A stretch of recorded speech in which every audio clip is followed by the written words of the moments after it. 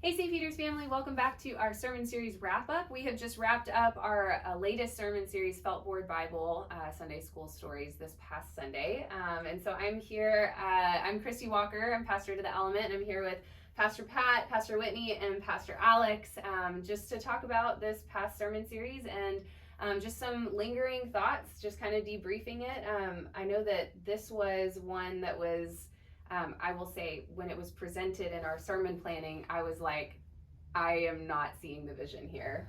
Like I mean, you two particularly were really excited. Yeah. Well, I didn't grow up in church, and so like I had always heard about felt boards and all this stuff, and so like I had always been a dream to be like, let's explore this. I think that's where for me it was so like marveling is just like this is cool, like they told stories this way, so I just was always kind of intrigued by it, so I had been looking forward to it. And you also thought it was high technology, so it was a technological leap for the church at the time. Well, there were people that had trouble with it. I watched some of y'all's. Yeah. It wasn't the felt board though, it was the easel holding the felt board. It's all part of it though. It's all part of it, yeah. Technology always fails you. But I had a hard time initially seeing the vision of like, what are we gonna do? You know, I was like joking about like, are we gonna be like playing with the characters, you know, and like making voices for them and stuff, you know, I was like, I don't see this. But having done this series, I loved it. Like, I thought it was so fun. I loved the engagement from the kids, and just like, and the adults. I just think it was like such a cool, anchoring kind of piece of the sermon series that we don't normally have a visual. I will say again, I think they were onto something because like it is a compelling way to tell the Bible story. I had taken it home and was doing it with Clara, and we would tell the different stories. So much so that on Sunday when Whitney was preaching, apparently we didn't have the king in for Daniel and for the Amigo. For Shadrach, Meshach, and Abednego. And so she went and got one of the characters from the Daniel story. Still not the king. Right. But then she put this character in a green robe as the king, and Claire leaned over and she goes, we don't have that one in our set. And so like she had like remembered the story and knew the characters and knew the pieces that we did have and how it was supposed to show up. So again, it's just this cool thing. And she was in like focus the whole time. At one point she was like, is Pastor Whitney going to put up the characters? So it was a fun series of just the kind of the dynamics, let alone the storytelling and like the scripture and all that stuff. Well, as someone who grew up in the church and from preschool, that's how in the early 80s, like that was our technology. That is every Bible story for children was told and on the felt board. And so I had so many people come up to me and say, oh my gosh, I remember this story when it was on a felt board and this story on a felt board, and all ages, not just my generation. And I think my generation might be the last generation that really had the felt board. Someone told me that their child in grade school currently, that the teacher has a felt board in her classroom. They do felt board. They sometimes do felt board. Jace has talked about it. I mentioned it to him. He goes, yeah, Mom, we do that. It's I was like, well, fine. Yeah. We don't do that. But it's probably not bright green felt like. It wasn't as elaborate as our felt boards. I will say we did have some elaborate felt boards thanks to Betty Clifton. Sure. The only connection I had with felt boards, because I didn't grow up in the church, was when Jenna and I were teenagers and asked by the church to teach 3-year-old class. I kind of remembered that we did some of the felt board things, but I think what drew people in was that was really the setup to tell these particular stories that we share to children. And I guess one piece, and I don't know that this is anything in your questioning today, but I think about each of those stories, kind of like when I was a kid watching cartoons, they bonked each other over the head, and it was real kind. Today they don't show all that kind of stuff; it's too violent.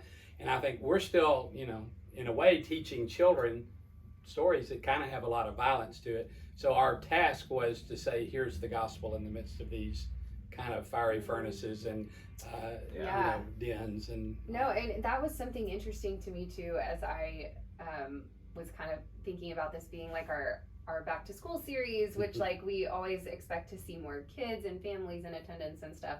And so these stories, I'm like, kind of returning to them and thinking like, man, like these are super violent and they're like, you know, kind of scary. You know, the book of Daniel, 2 of them out of the book of Daniel, and I'm like, that's a spooky book. Like, it's The just, majority of the Bible is Yeah. highly violent and yeah, and it's just so interesting the way that, like, I remember learning them on a felt board, and what I kept saying week after week in this series was like they were just 2-dimensional stories to me.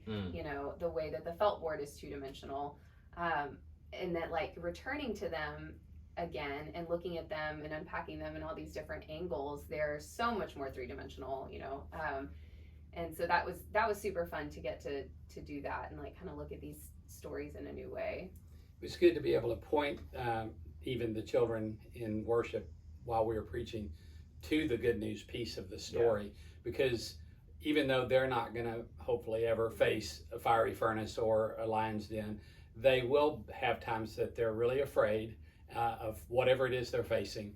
And the gospel that God says, I'm going to be with you no matter what, and will help you through this, was the ultimate message. But it wasn't just for children. All of us need to be reminded of that. So that, to me, overall, that was the beauty of this series, is how God is always with us and working to call us into relationship and promises to be with us. Yeah, for sure. So what, I guess, was y'all's favorite? Did you have a favorite week of the series? Zacchaeus.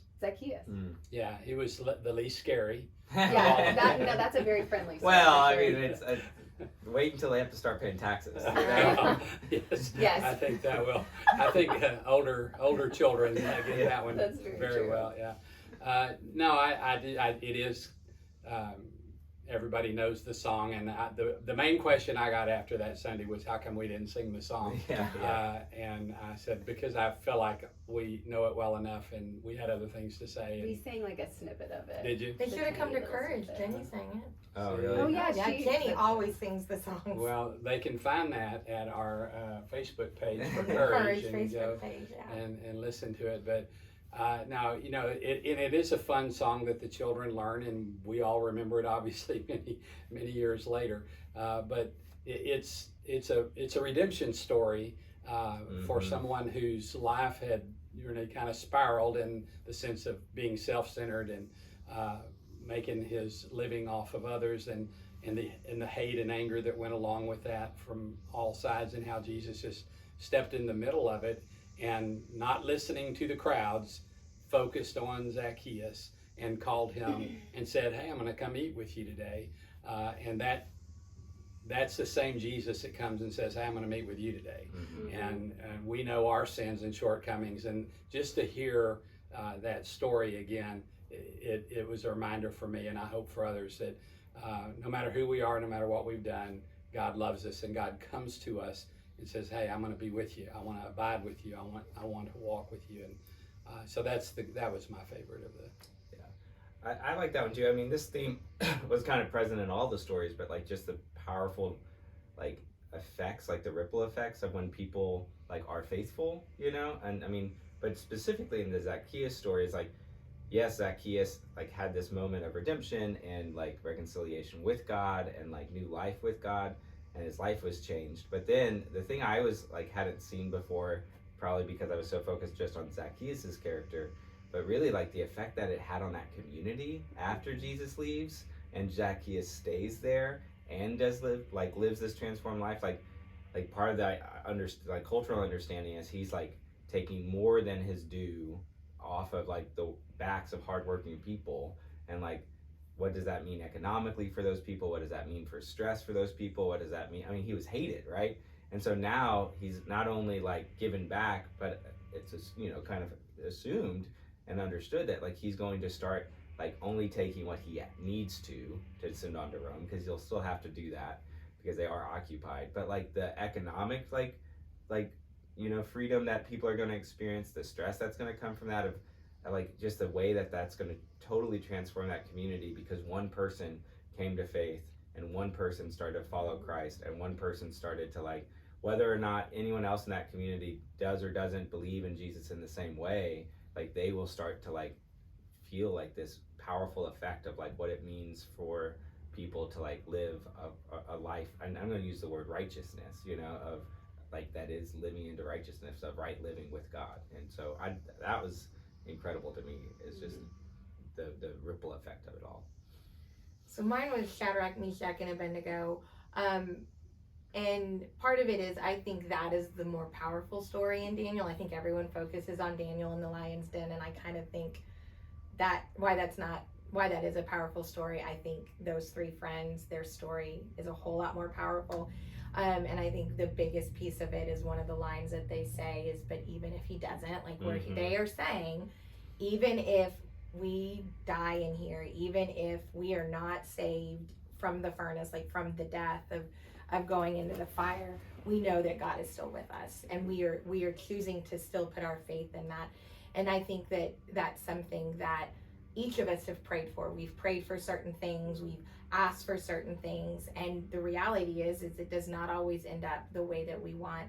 And to have the power to say, but even if he doesn't, even if this does not turn out that way, I'm still choosing to make the choice beforehand, right? Like before I get into the furnace, before I take that walk. Because they had to make that choice long before the furnace. They made that choice years before. They made that choice as soon as they got into Babylon, and they held that choice. And something that multiple people came up to me, because I preached it at West Campus, and they asked me, they're like, where was Daniel? And I said, no one knows where Daniel was. Daniel very well could have bowed. We don't know. Daniel is nowhere in here. And I said, we just know that these three friends, when everybody hit their ground, they remained standing, knowing what was to come. And I think that there's so much power in that as an action of faith, because I think people look at that story and they think, oh, it's about God's power. God did this. The power of that story is the faith of these friends to say, even if this happens, I'm still choosing to put my faith in God above everything else. I listened, since I wasn't preaching that story, I listened to it live streamed when I was in Biloxi. And so Ben Burnside was preaching the traditional service, and he observed that point, and I thought that was, because I didn't kind of dive into it for preaching purposes, I really hadn't thought too much about that. And that was a great point that Whitney made, obviously, and Ben made in the traditional service as well, is up front, whatever happens, we're gonna trust God. And I think that often, I was watching something last night, interview on TV, and one of the people had a real strong faith. They all three in the conversation did, but one of them, being kind of the interviewer, was like, what, the guy's wife had cancer, and he said, how did you trust God through all of that, you know, when bad things happen to good people? And I kind of saw the guy struggling, and I was over there going, because of this, because it, you know, I wanted to answer for him, and he was just trying to say, well, I trusted God and it all worked out and all, but I wanted to say, hey, well, what if she hadn't lived? Because she did. And how would that have been? I feel like his answer, because he was a person of strong faith, and you could see that, would have been, well, I would have still trusted God. But I agree with Whitney. The fact that it is said up front that if we can enter whatever the circumstances are and say, it doesn't matter how this works, throughout it, I know God's going to be with me. It's going to give me peace that passes understanding. It's going to give me the strength I need for the day. And no matter what the challenge is, if we just keep trusting God, whether the miracle happens or the miracle doesn't happen the way we want it to happen, I'm still going to trust God. And when we do that up front, it certainly helps us when we get, you know, to the fiery furnace. Yeah, and I think, in the element, I touched on a lot of the same thing. I think, so I wouldn't say that one was my favorite one. I would probably put that one in the category of most challenging, just because that type of sermon is the most, like, those are the most challenging sermons, when you have to address the reality of, like, yeah, this story is victorious and it has this, like, win-win kind of ending to it, but, you know, in reality, a lot of times we don't end up seeing the fruition of what we prayed for in the way that we prayed for it, you know. So I there's many martyrs, many really faithful Christians who were martyred, and the miracle that we would see in the fiery furnace didn't happen that way, but doesn't change the faith, and it doesn't change how we trust God either. Sorry, I interrupted. Yeah, no, but thank you. No, that's exactly right. And that for that sermon, that chapter 3 in Daniel has a lot of like personal. I have a lot of personal tie to it, which was another thing that I was like, I'm not gonna go there in my sermon. So it was like, when you make these choices and what you're gonna include in your in your sermons and stuff, what stories and I chose to not include it, but it is a very personal story to me. My favorite though was Moses and the burning bush. So I feel like we've nearly poor Daniel and the lion's den. He got it. No one favorited that one, but mine was Moses and the burning bush.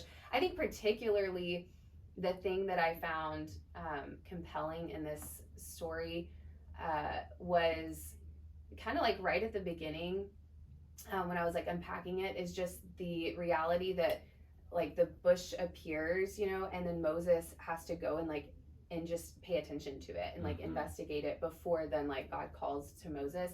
And there's what he says there is that he turns aside, and then the Hebrew for turn aside in that passage also can be translated to like leave undone or to turn off. And I loved that like other language of just like leaving something undone to go and explore this calling that you are being called to.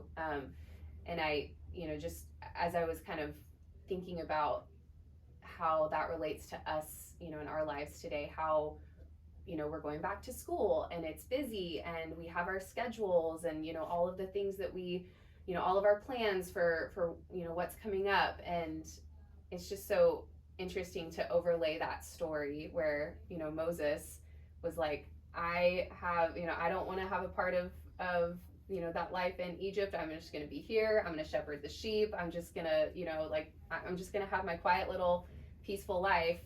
And then just like enters into this new calling. It was just a cool, kind of like, sometimes we leave our own plans and expectations undone and to explore something new that God's calling us into.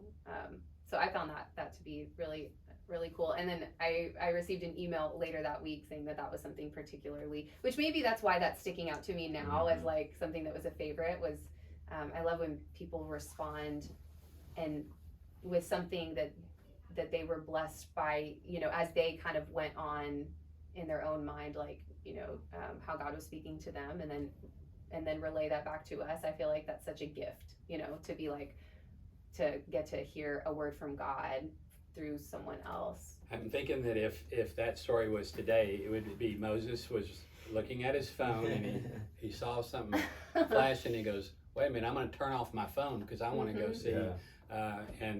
And I say that rather tongue-in-cheek, but sometimes we are so tuned in to things that aren't important that we miss the really important things. So sometimes you have to turn it all off to spend time with God, and that's when you hear God the most. I didn't end up preaching that one, but one of the things that I had spent some time studying and reading, and kind of like, again, I liked it was 2D stories becoming kind of more 3D, but it's like the nature of, I think every time that I had ever read the Moses story, it was like, it's about Moses and his call and like what he's supposed to do. And how oftentimes like I think about my own call and I think about like other people's calls, but then how intimidating like calls are. And I think because so often we do kind of what Moses does on the front end of that and thinks like, I have to do this, but I know I don't have all the gifts for it. And like what Moses does is he says that, he goes, I can't speak, and then like immediately like God responds and says, well, take Aaron with you. And I like just love that part of the Moses story of like kind of like this reality of like what God calls us to is like God's not only gonna like work through us, but God also is surrounding us with a group of people. Like our call is rooted in community, and our call is rooted in like the space in which God has already placed us in. And so for like other people too, and like, if you have a call, like it's not just on you. Like, yes, God's going to work, but also God has already placed people in your life that like are going to be encouragers, are going to be those that speak, are going to give words, to help you accomplish it along the way. Like none of us are isolated in this. None of us are alone in this, and neither was Moses even in the midst of it all. Yeah, no, I think there was so much out of particularly that story. I mean, several of these that I feel like I had to cut out. I'm sure you guys had the same experience. But I didn't even get to the, Moses speaking, Right. his fear of speaking, or just his feeling that he was inadequate or unable to do it. Because there's so much to Right. unpack in these stories. So I'm so thankful that we did this series. I think it was so fun. I think these stories are worth returning to over and over and over again, and looking at them from so many different angles. I know we're about to wrap up, so let me just say this. I'm just hopeful that in all these sermons that nobody felt Oh bored. gosh. Thank you. Thank you very much. Thank you. Back to you. Oh my I'm gosh. sure nobody felt bored. That's what I'm Gosh. praying that is true. That's a pretty good one. Thank you.